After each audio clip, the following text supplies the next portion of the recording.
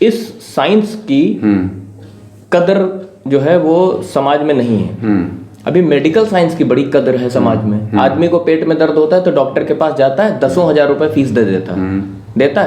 Cancer होता तो अपनी जमीन जायदाद बेच के 50-50 लाख रुपए खर्च करके कैंसर का इलाज कराता है। लेकिन जैसे ही एस्ट्रोलॉजर कहता है किसी से कि आप इसकी फीस जमा करिए तो आदमी पीछे हट जाता है, जबकि इस साइंस से पूरी जीवन जो है वो सही किया जा सकता है। देखो उसका कारण जानते हो क्या? 1971 से 1990 में ये जितनी भी फिल्मों में काम करते वो सब हिट होती। हाँ। तो वही हुआ, सारी फिल्में हिट हुई, 4 राष्ट्रीय पुरस्कार इसी दौरान मिले, शादी ब्याह हुई जया भादुड़ी से, और उसके बाद इनको 1984 में पद्मश्री मिला। हाँ। तो वो भी उसी का समय है, उसी में शनि की महादशा में ही है। यानी कि वो जो आप कहते हैं कि ये जो राजयोग होते हैं केंद्र त्रिकोण के, अगर ये हैं और इनकी महादशा आ गई तो आदमी वो बहुत ही ज्यादा ऊपर निकल जाता है। अच्छा, कुछ डिटेल हमने, और इनका जो नाम था वो इनके पिता ने रखा था इंकलाब। इंकलाब श्रीवास्तव। अच्छा। तो ये लोग कास्ट से श्रीवास्तव थे, लेकिन इनके पिताजी कास्टिज्म को मानते नहीं थे। तो हरिवंश राय बच्चन जो है वो सुमित्रा नंदन पंत के बहुत अच्छे दोस्त थे। तो सुमित्रा नंदन पंत ने इनका नाम सुझाया था अमिताभ। और हरिवंश राय बच्चन ने कहा हम श्रीवास्तव रखेंगे नहीं, तो कहे हम रखते हैं बच्चन। बच्चन का मतलब है बच्चे जैसा व्यक्ति, जिसका हृदय बच्चे जैसा हो। तो इन्होंने कहा कि हम अपनी सर नेम को श्रीवास्तव नहीं रखेंगे, इन्होंने बच्चन रख दिया। अब वो वहीं से वो बच्चन शुरू हो गई फैमिली पूरी की पूरी। ये लोगों को नहीं मालूम होगी।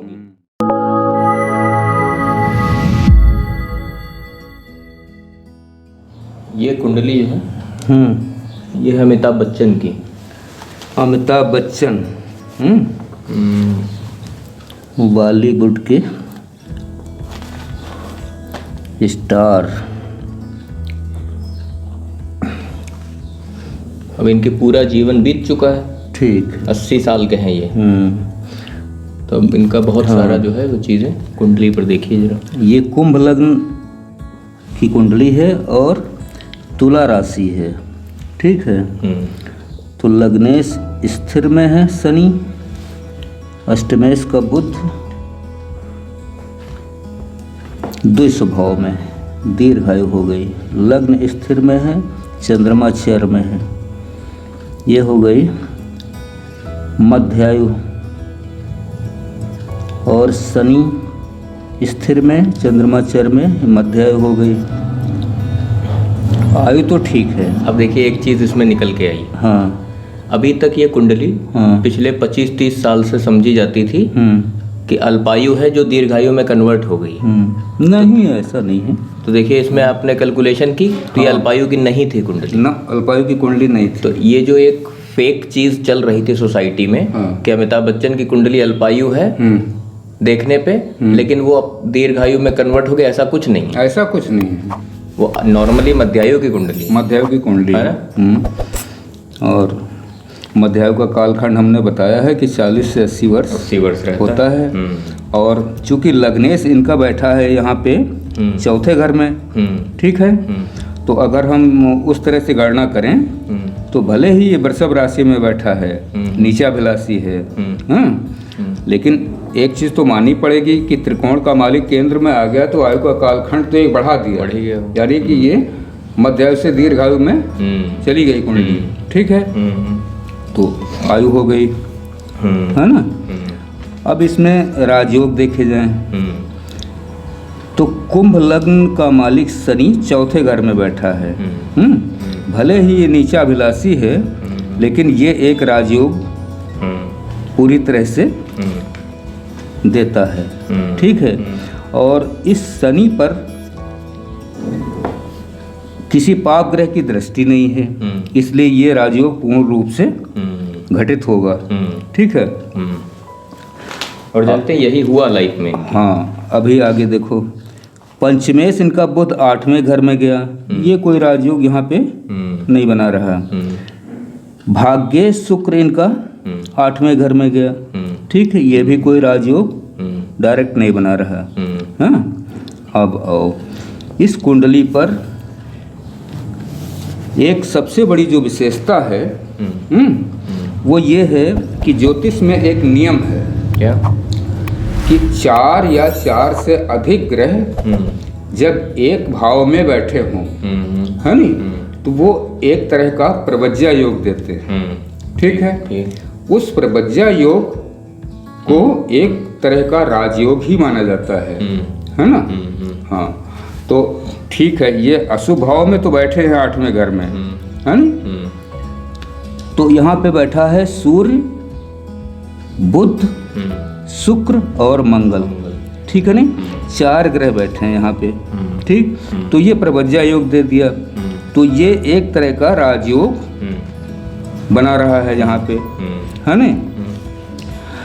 तो ये एक राजयोग बन गया। ये एक योग है, कोई ऐसा राजयोग तो है नहीं? नहीं, उस तरह का राजयोग नहीं है ना? लेकिन एक प्रवज्या योग है। प्रवज्या योग बहुत ही महत्वपूर्ण होता है ना। अब इस प्रवज्या योग को अगर कहीं केंद्र त्रिकोण में ये बनता, हाँ, तो राजयोग हो जाता है। तो ये एक तरह का राजयोग का निर्माण करता। 8वें घर में बैठा सबसे अशुभ भाव में। इसके कारण देखो ये कुंडली क्या बताती है, क्या? कि जीवन में कई बार मृत्यु तुल्य कष्ट, हाँ, तो वो हुआ है इनके साथ, आना चाहिए, है ना। और कई बार दुख जीवन में आना चाहिए, वो भी हमेशा आया है ना। तो ये 8वें घर की ये कहानी है। दूसरी चीज ये है कि 8वां घर होता है शोध का, है नी, प्रयोगों का। ठीक, हाँ। तो अष्टम घर जो है, हाँ, वो शोध का होता है। तो इसका मतलब यह है कि इनके जीवन में जो जीवन चढ़ा होगा वो शोधपूर्ण चला होगा। हम आपको थोड़ा डेटा बताते हैं, देखिए। हमने थोड़ा डेटा रिसर्च किया है। 1982 में शनि की महादशा चल रही थी, हैं? अच्छा, शनि की महादशा से पहले आपको हम थोड़ा सा डेटा बताते हैं कि इनका जो प्रारंभिक जीवन था वो राहु की महादशा में बीता। हाँ, तो राहु चूंकि सप्तम में बैठा है मारक भाव में, वो बहुत ही कष्ट, हाँ, वो तो बहुत ही कष्टदायक है। इनके घर में पैसे वैसे की कमी थी। हालांकि इनके पिताजी राष्ट्रीय स्तर के लेखक थे और इनकी माता जो थी वो स्वयं सेविका थी राष्ट्रीय स्तर की, लेकिन उसके बावजूद पैसे की बहुत कमी थी घर में। हाँ, तो वो कमी इस कारण है कि धन भाव का मालिक गुरु यहाँ 6ठे घर में बैठा है। ठीक है, रोग ऋण शत्रु के घर में, और शनि से दृष्ट है ये। ठीक है, तो अब शनि की तीसरी दृष्टि आ गई और 6ठे घर में आ गया धन भाव का मालिक। धन भाव को देख तो रहा है नवी दृष्टि से, लेकिन 6ठे घर में आने के कारण ही प्रारंभिक जीवन कष्टपूर्ण रहा। हाँ, और दूसरी चीज है 8वें घर में ये जो 4 ग्रह बैठे हैं ये धन भाव को देख रहे हैं, है ना। ये एक दूसरा कारण ये बन गया, प्रारंभिक जीवन कष्टपूर्ण बीतने का। और ये एक ऐसी कुंडली है कि इनको पैतृक संपत्ति कला के नाम पे विरासत में मिली, धन और जमीन के नाम पे कुछ नहीं मिला इनको। तो अब उसकी गणना करो। पैतृक संपत्ति का मतलब चतुर्थ घर, चौथे घर का मालिक है वृषभ राशि शुक्र। ये शुक्र यहाँ 8वें घर में बैठा है। ठीक है, शुक्र, और शुक्र कला का कारक होता है। यहाँ शुक्र नीच का बैठा है और बुध इसका नीच भंग कर रहा, उच्च का बैठा है। ठीक है, तो इस कारण से इनको पैतृक रूप में कला का जो काम है वो प्राप्त हुआ, वो सब हुआ। अच्छा, और देखिए इनका जो है जो फिल्मी करियर शुरू हुआ था वो शुरू हुआ था 1969 में। वॉइस आर्टिस्ट के रूप में इन्होंने काम किया था और गुरु की महादशा चल रही थी तब। हाँ, तो गुरु चूंकि 2nd हाउस का मालिक है, 6ठे घर में बैठ करके नवी दृष्टि से अपने घर को देख रहा है। ठीक है, और इस कारण से, और द्वितीय भाव वाणी का है नी यहाँ पे। तो इस कारण से ये वाणी के कार्य से इन्होंने आरंभ किया अपना जो भी कार्य है। उसके बाद जब शनि की महादशा आई इनकी, तो ये पूरे फिल्म इंडस्ट्री के सबको, राजेश खन्ना वगैरह उस समय स्टार थे, वो सबको गिराते पिछाड़ते और ये मेन स्टार बन गए। हाँ, तो वो देखो शनि ने अपना पूरा राजयोग दिया नहीं, लग्नेश चौथे में आया, चौथे में आया, त्रिकोण का मालिक, हाँ। केंद्र में आ गया, वो राजयोग तो इसने बना। पूरा राजयोग दिया। और ये महादशा शनि की 1971 से 1990 हाँ, तक ये पूरा राज चल रहा था इनका एक छंद्र एकदम। और देखिए हमने कुछ डिटेल और निकाली जो लोगों को मालूम नहीं हो कि इनके जो एंसेस्टर थे, पुरखे जिसको बोलते हैं, वो आए थे बाबूपत्ती, एक गांव है यूपी में, रानीगंज तहसील है, प्रतापगढ़ डिस्ट्रिक्ट में, वहां से इनके एंसेस्टर आए थे। और इनका जो नाम था वो इनके पिता ने रखा था इंकलाब, इंकलाब श्रीवास्तव। अच्छा। तो ये लोग कास्ट से श्रीवास्तव थे, लेकिन इनके पिताजी कास्टिज्म को मानते नहीं थे। तो हरिवंश राय बच्चन जो है वो सुमित्रा नंदन पंत के बहुत अच्छे दोस्त थे। तो सुमित्रा नंदन पंत ने इनका नाम सुझाया था अमिताभ। हाँ। और हरिवंश राय बच्चन ने कहा हम श्रीवास्तव रखेंगे नहीं, तो कहे हम रखते हैं बच्चन। बच्चन का मतलब है बच्चे जैसा व्यक्ति, जिसका हृदय बच्चे जैसा हो। तो इन्होंने कहा कि हम अपनी सरनेम को श्रीवास्तव नहीं रखेंगे, इन्होंने बच्चन रख दिया। अब वो वहीं से वो बच्चन शुरू हो गई फैमिली पूरी की पूरी। ये लोगों को नहीं मालूम होगी ये कहाँ मालूम हुआ। अच्छा, एक चीज देखिए, इनके पिताजी जो है वो इनकी डेथ हुई थी 2003 में, तब बुद्ध की महादशा चल रही थी। माता पिता दोनों बुद्ध की महादशा में एक्सपायर कर गए। तो पिता के अष्टमेश की दशा थी बुद्ध की, ठीक है ना, अष्टमेश की और एकादशेश की, ठीक। तो अष्टमेश एकादश घर में बैठा था, तो इस कारण से हो गया। अच्छा, 1973 में और 75 में 2-3 मूवीज आई, उसमें ये स्टार बने, जंजीर, दीवार और शोले। उस समय चल रहा था शनि में गुरु। हाँ, तो वो ठीक है, शनि की महादशा वही राजयोग कारक थी। वो राजयोग कारक वहाँ पे तो ये स्थिति थी कि 1971 से 1990 में ये जितनी भी फिल्मों में काम करते, हाँ, वो सब हिट होती। हाँ। तो वही हुआ, सारी फिल्में हिट हुई, 4 राष्ट्रीय पुरस्कार इसी दौरान मिले, शादी ब्याह हुई जया भादुड़ी से। और उसके बाद इनको 1984 में पद्मश्री मिला। हाँ, तो वो भी उसी का समय है, उसी में शनि की महादशा में ही है। यानी कि वो जो आप कहते हैं कि ये जो राजयोग होते हैं केंद्र त्रिकोण के, अगर ये हैं और इनकी महादशा आ गई तो आदमी वो बहुत ही ज्यादा ऊपर निकल जाता है। अच्छा, कुछ डिटेल हमने और निकाली, देखिए इन्होंने एक बिजनेस एग्जीक्यूटिव का भी जॉब की थी कोलकाता में, बर्ड एंड कंपनी, एक बर्ड एंड कंपनी करके छोटी कंपनी थी। और उसके बाद 1982 में 26 जुलाई को इनको लगी थी चोट। कूली पिक्चर की शूटिंग चल रही थी, तो उसमें इनको एक बीमारी हुई, उसका नाम है स्प्लेनिक रप्चर। उसमें स्प्लीन जो है वो फटने की कुछ सिस्टम बन गया था। अच्छा। और उस समय महादशा चल रही थी शनि में चंद्रमा में राहु।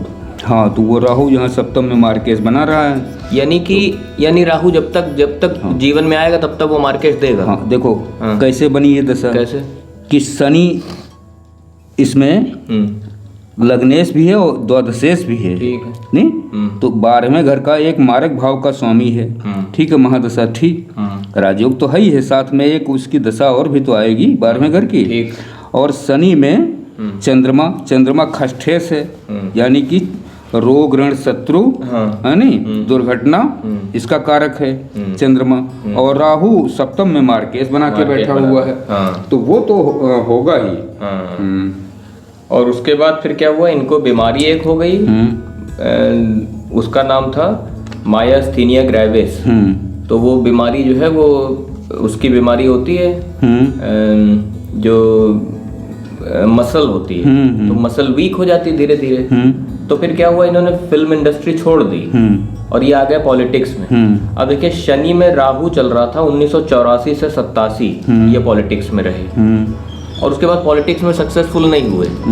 तो ये वापस शनि में जब गुरु आया तो ये वापस फिल्मों में आ गए। देखो राहु, पॉलिटिक्स में क्यों सक्सेस नहीं हुए, क्या सीन रहा? कारण ये है कि सूर्य चाहिए उसके लिए बलवान, अच्छा, राजनीति के लिए, ठीक है। सूर्य 8वें घर में बैठा है, ठीक है, और सूर्य सप्तम घर का मालिक है, मारक भाव का, है नहीं, और वहाँ राहु बैठा हुआ, इसलिए राजनीति में सक्सेसफुल नहीं हुए। अच्छा, उसके बाद क्या हुआ कि जब बुद्ध की महादशा शुरू हुई, अब देखिए ये 1900 71 से 90 तक खूब चमके। हाँ। और जैसे बुध आया हाँ। वैसे इनका सब खराब होने लग गया। हाँ, तो वो 8वें घर में बुध बैठा हुआ है। हाँ। इस कारण से जानते हैं इनके डिसीजन खराब हुए। इन्होंने एक कंपनी बनाई अमिताभ बच्चन कारपोरेशन लिमिटेड, वो नुकसान में गई, पूरी कोलैप्स हो गई। उसकी वजह से केनरा बैंक का बहुत सारा लोन था, तो हाई कोर्ट ने इनसे कहा कि केनरा बैंक का लोन तुमको जो है उतारना ही पड़ेगा। तो 1999 में हाई कोर्ट ने प्रतीक्षा इनका बंगला बेचने को बोला इनसे। तब ये अमर सिंह लोग और सुब्रत राय सहारा ये सब आए पिक्चर में, तो इन लोगों ने इनकी मदद की। और तब चल रहा था बुध में राहु। हाँ, तो वही कहानी फिर आ गई है कि अष्टमेश में सप्तमेश की दशा, फिर मार्केश आया ना, सप्तम घर में राहु बैठा। हाँ, फिर मार्केश आया। फिर मार्केश। हाँ। अच्छा, और एक चीज और हमने देखी कि जब जब इनकी कुंडली में शुक्र जो है वो अंतर या प्रत्यंतर में आया है, इनको फायदा हुआ है। शनि आया तो फायदा हुआ। हाँ, तो शुक्र यहाँ नीच का बैठा हुआ है 8वें घर में, लेकिन बुध इसका नीच भंग कर रहा है शुक्र का। अच्छा, तो इसी वजह से वो फायदा हो रहा है। इस वजह से फायदा हो रहा है। और शनि जब जब आया, कभी वो 2006 2005 इनका इन सब फिल्में हिट होते रही। हाँ। उसके बाद क्या हुआ कि शुक्र की महादशा, मेन महादशा 2014-15 में लग गई। उसके बाद उसी में जो है वो पीकू और पिंक ये सब मूवी आ गई। फिर केबीसी आ गया। अच्छा, जब केबीसी आया तो उस समय अंतर प्रत्यंतर में गुरु शनि ये सब चल रहे थे। तो यानी कि इस कुंडली में 2-3 ग्रह जो है बहुत ही खतरनाक थे। एक था राहु, है ना, सबसे ज्यादा जब आया तब ये पूरा बर्बाद कर दिया, नुकसान किया। और जब इस कुंडली के अंदर शनि आया है तब ये राइज हुआ है कुंडली, यानी वो राजयोग जो है वो पूरा राजयोग शनि का घटित हुआ है ना, वो पूरा का पूरा। एक शनि का राजयोग घटित हुआ, एक जो शुक्र का नीच भंग तो यही दो घटित हो रहे हैं। ये दो घटित हुए, बाकी इस कुंडली में घटित कुछ नहीं हो रहा है। बाकी कुछ नहीं घटित हो रहा है। बाकी राहु आता, बुध आता, ये हमेशा चौपट हो जाते हैं। और एक चीज और हम ध्यान दिए, इनकी कुंडली में जब चंद्रमा आ रहा है तब इनको मानसिक परेशानी हो जाए। वो होगी। कारण यह है कि चंद्रमा 6ठे घर का मालिक है। हाँ। ठीक है। हाँ। और ये बैठा हुआ है भाग्य भाव में। हाँ। है नी। हाँ। और ये है तो नीचाभिलाषी। हाँ। है नी। वृश्चिक इसकी नीच राशि है, तुला में बैठा हुआ है। और केतु से दृष्ट है, केतु लग्न में बैठा है। इस कारण से मानसिक परेशानी उसकी दशा में, चंद्रमा की दशा में मिलनी। और देखिए, 1-2 चीजें और हमने डिटेल निकाली। इन्वेस्टमेंट जो इन्होंने की, एक कंपनी थी जस्ट डायल, उसमें 10% के ये स्टॉक होल्डर थे और उसमें इनका 4600% का प्रॉफिट हुआ था 2013 में, जब केतु के महादशा चल रही थी। और उसमें आ गया था वो क्या कहते हैं, शनि। हाँ, तो अब देखो शनि बहुत ही इन्वेस्टमेंट की बात आई।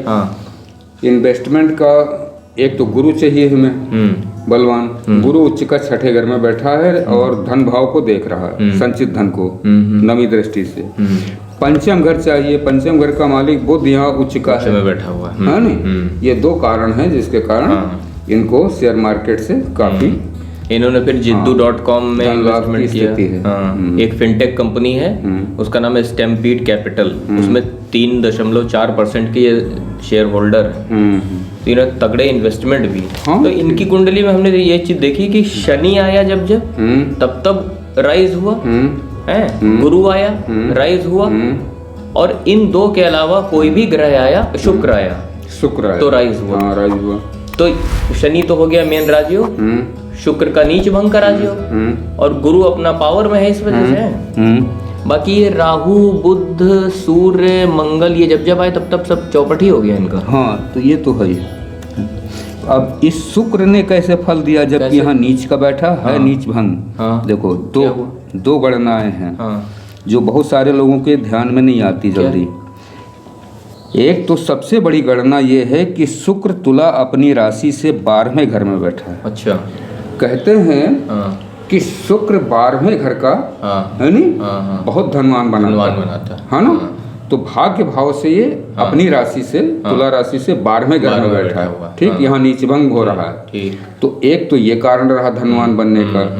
दूसरे चतुर्थ घर जो शुक्र का है, वृषभ राशि, इससे ये 1 2 3 4 5 पंचम में बैठा, वही नीचभंग बना रहा है ना शुक्र।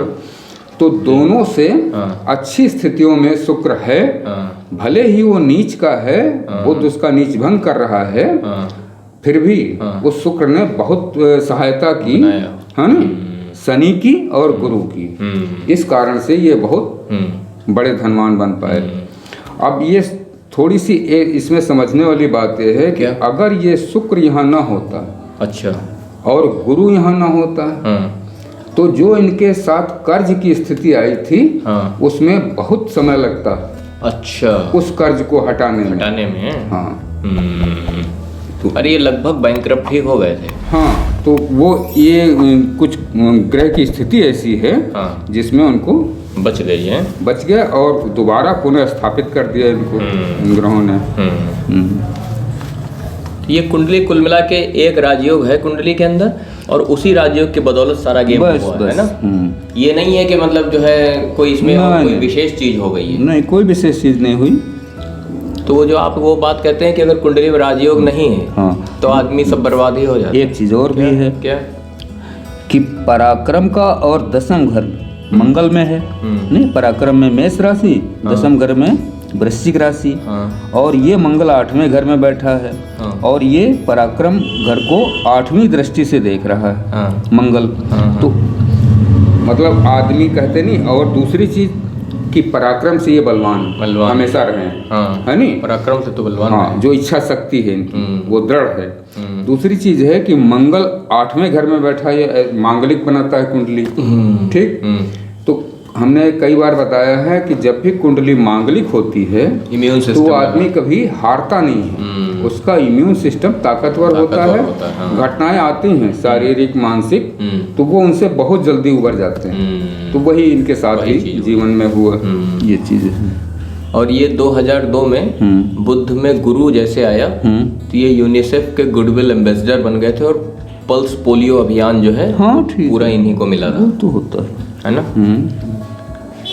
ये कुंडली जो है वो व्यवस्था, अच्छा, कुछ बहुत सारे लोगों को ये बात मालूम नहीं है। बहुत सारे लोग समझते हैं कि अमिताभ बच्चन मतलब उस लेवल का स्ट्रगल करके फिल्मों में आए, ऐसा नहीं है। इनके पिताजी अंतर्राष्ट्रीय लेवल के लेखक थे, और इनकी माताजी इंदिरा गांधी की दोस्त थी। तो इनके पास, और एक चीज़ और हमने रिसर्च की थी कि जैसे इनका ग्रेजुएशन पूरा हुआ था तो इनके पिताजी ने पृथ्वीराज कपूर को अप्रोच किया था। उनका एक थिएटर चलता था, पृथ्वी थिएटर। तो हालांकि पृथ्वीराज कपूर इतना इंटरेस्टेड नहीं हुए इनकी फोटो में अमिताभ बच्चन की, लेकिन इनके पिताजी ने अप्रोच बहुत जगह अपनी सारी दम लगा दी थी कि इनका करियर सेट हो जाए। वो तो होता है। और तो बाकी कुंडली में कुछ खास ऐसा तो कुछ कोई है। खास बात और 80 साल के हो गए और इस समय महादशा अब शुक्र की चल रही है। अभी तो चतुर्थेश और भाग्येश की दशा चल रही है। इसी वजह से सब फिल्में हिट हो रही हैं। इसी वजह से हिट हो रही हैं। अब शुक्र में राहु की कंडीशन जब आएगी तो स्वास्थ्य प्रभावित होगा, स्वास्थ्य प्रभावित हो जाएगा, है ना। तो अब 80 साल के हैं और अपना थोड़ा बहुत बीमार तो रहते हैं। तो बस ये। तो अच्छा देखिए कि पूरी कुंडली के हिसाब से जैसे ग्रह हैं, जो महादशाएं आई उनमें एग्जैक्टली वही घटा। इसका मतलब जो हम समझ पा रहे हैं वो ये है कि जैसे हम लोग ने 80-90-100 कुंडलियां देख डाली हैं, मिडिल क्लास फैमिली की भी देखी, अरबपतियों की भी देखी, कुंडली के बाहर जीवन नहीं जाता। हाँ, ये तो नैसर्गिक रूप से एक भाई, अगर हम ज्योतिष शास्त्र को मानते हैं तो फिर निश्चित रूप से ये चीज़ें सामने निकल कर के आती हैं कि जो जिस समय पे हमारा जन्म हुआ उस समय जो ग्रह स्थिति थी वही जन्म कुंडली है, वही कहलाती है ना। तो उसके आधार पर ही हमारा सारा जीवन चल। तो इसका मतलब यह है कि जैसे अगर मान लीजिए कोई आदमी ज्योतिष शास्त्र को ना भी माने, लेकिन अभी उसकी कुंडली, अब अमिताभ बच्चन को तो नहीं पता कि आप उनकी कुंडली पढ़ रहे हैं ना, हमें क्या, लेकिन आप देखिए उनकी कुंडली से जो हमने डिटेल निकाली वो उन दशाओं में वही डिटेल बैठ रही पूरी। इसका मतलब है कि आदमी का पूरा जीवन इन्हीं नक्षत्रों के अंडर में किसी न किसी तरीके से वो बंधा हुआ है। हाँ, वो तो है ही है। तो फिर वो जो कर्म का सिद्धांत है वो भाग्य के सिद्धांत के साथ कैसे जुड़ा हुआ है? देखो, इस तरह से जुड़ा है जैसे एक सिक्के पर दो पहलू हैं, भाग हैं। एक तरफ हेड है, एक तरफ टेल है। ठीक है। तो एक पक्ष जो है कर्म का है, ठीक। और एक पक्ष उसके पीछे का भाग्य का है। ठीक है। भाग्य के बारे में बहुत सारे लोगों में भ्रांतियां हैं। क्या? तो मैं कहता हूँ कि भाग्य वास्तव में और कुछ भी नहीं है। तुमने जो पहले कर्म किए थे, ठीक है, वो तुम्हारे सबकॉन्शियस माइंड में और चेतन मन में पड़े हुए हैं। ठीक है। वही डायरेक्शन देते हैं चेतन मन को कि तुम्हें ये काम करो। अच्छा। तो वैसे ही मन स्थिति हो जाती, वैसे इंसान नहीं उसी दिशा में चला जाता है। उसी दिशा में चला जाता है। ये जो टैलेंट है ये पूर्व जन्मों का सिस्टम है कि वही टैलेंट विकसित हो जाता है। वही विकसित हो जाता है। हाँ। अब इसमें टैलेंट क्या विकसित होना था कि भाग्य शुक्र और पंचमेश बुध। ठीक है। तो भाग्य शुक्र और पंचमेश बुध, शुक्र बुध बैठे हैं एक जगह पर। हमने बताया कई बार कि बुध शुक्र जब भी आपस में संबंध बनाएंगे तो फिल्म के क्षेत्र में, यानी कला के क्षेत्र में ऊंचाइयों पर ले जाएंगे। ये तो और एक चीज हमने और भी देखी कि बहुत सारी कुंडलियों में जिसमें राजयोग नहीं है, योग हैं छोटे छोटे। कोई ग्रह उच्च में बैठा है, कोई अपने मूल त्रिकोण में। और वो जो कुंडलियां हैं उसके जो मालिक हैं वो बहुत मेहनत कर रहे हैं, 18 घंटा मेहनत कर रहे हैं, लेकिन वो उसमें नहीं जा पा रहे हैं करोड़पति अरबपति वाले क्षेत्र में। वो उसी में है, लाखों में ही अपना घूम रहे हैं। तो वो तो है ही। अब देखो कि नीच भंग का राजयोग कितना बड़ा कार्य करता है कि भाग्येश इनका है और चतुर्थेश है। ठीक है। तो चतुर्थ भाव में इनका लग्नेश बैठा, एक राजयोग दे दिया, यानी शुक्र वहां बलवान हो गया। चौथा घर बलि कर दिया। दूसरे यहाँ शुक्र नीच भंग कर रहा है ठीक बुध से, तो एक नीच भंग का राजयोग मिल गया। तो इस कारण ये भाग्य से बली हो गई कुंडली। दूसरे पराक्रम जुड़ गया उसमें इनका अपनी मेहनत। तो मतलब ये कहना एकदम सही होगा कि अगर कुंडली में राजयोग नहीं है, आदमी मेहनत चाहे जितना कर ले, उसकी सारी ख्वाहिशें नहीं पूरी हो पाएंगी। नहीं, ऐसा नहीं हो सकता। क्या होगा? वो बस कमाने खाने वाली स्थिति रहेगी। हाँ, है ना? वो तो नार्मल कि अगर कुंडली में एक भी राजयोग नहीं है तो ये ऐसा हो सकता है कि वो आदमी अरबपति हो जाए। अब हमारी गणना में अभी तक तो हमने जो देखी है ना, हजारों कुंडलियां हमने देखी हैं, एक भी कुंडली ऐसी नहीं आई जो एक्सेप्शन हो ना। तो इसका मतलब यह है कि ये अकेली साइंस है कि जिसमें एक्सेप्शन अभी तक हम लोग नहीं पाए। बाकी फिजिक्स में एक्सेप्शन है, केमिस्ट्री में है, बायोलॉजी में, हर साइंस, इस साइंस में अभी तक एक्सेप्शन नहीं आया, नहीं मिला। और ये चीज कहीं से भी कुंडलियों में नहीं दिखी है कि डॉक्टर की कुंडली हो और वो इंजीनियर हो इस समय। ये भी नहीं है कहीं, ये भी नहीं कहीं मिला, है ना? है नहीं। IAS की कुंडली हो, IAS अफसर की, और वो क्लर्की करता हो, वो क्लर्क हो, ये भी ऐसा नहीं मिला, भी नहीं मिला। सही। तो फिर इसका मतलब है कि इस साइंस में बहुत संभावनाएं हैं। इसमें संभावनाएं बहुत है। इसमें शोध नहीं होते या अभी तक जो अब नए समय में इसका मतलब यह है कि हर एक माता पिता को अपने बच्चे की कुंडली बचपन में ही दिखा लेनी चाहिए। तो उससे एक गाइडेंस मिल जाती है कि इस दिशा में जाए तो फिर वो सही तरीके। अच्छा, और एक बात और आप बताइए, अभी इस साइंस की कदर जो है वो समाज में नहीं है। अभी मेडिकल साइंस की बड़ी कदर है समाज में। आदमी को पेट में दर्द होता है तो डॉक्टर के पास जाता है, 10,000 रुपए फीस दे देता है। कैंसर होता तो अपनी जमीन जायदाद बेच के 50-50 लाख रुपए खर्च करके कैंसर का इलाज कराता है। लेकिन जैसे ही एस्ट्रोलॉजर कहता है किसी से कि आप इसकी फीस जमा करिए तो आदमी पीछे हट जाता है, जबकि इस साइंस से पूरी जीवन जो है वो सही किया जा सकता है। देखो, उसका कारण जानते हो क्या? कि प्राचीन काल में ये विद्या राज विद्या थी। क्या है? राज ज्योतिषी हुआ करते थे। ठीक है।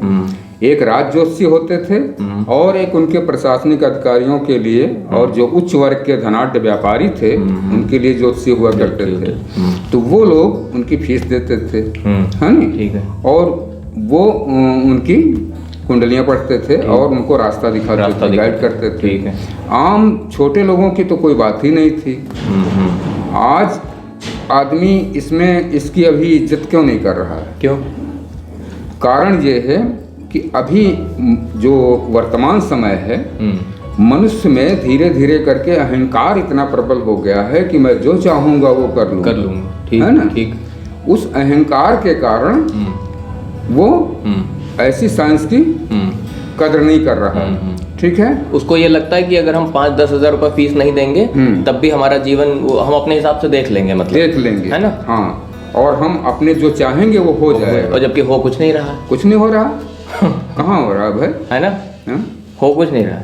मतलब आदमी अपने कैंसर के इलाज के लिए मेडिकल साइंस को 50 लाख रुपए दे देता है, लेकिन ये साइंस जो पूरी लाइफ की रेक्टिफिकेशन करने की दम रखती है, इसके लिए आदमी पैसा नहीं खर्च करता ना। हाँ, तो वो तो उसी का ये लोग फल भी भोगते हैं। फल भोग रहे हैं। हमने एक चीज और ध्यान दी, सारे अमीर आदमी इस साइंस को उतनी ही वैल्यू देते हैं जितना वो मेडिकल साइंस को देते हैं। बिल्कुल देते हैं। और उनके बिजनेस बड़े होते चले जाते हैं, आप देखिए।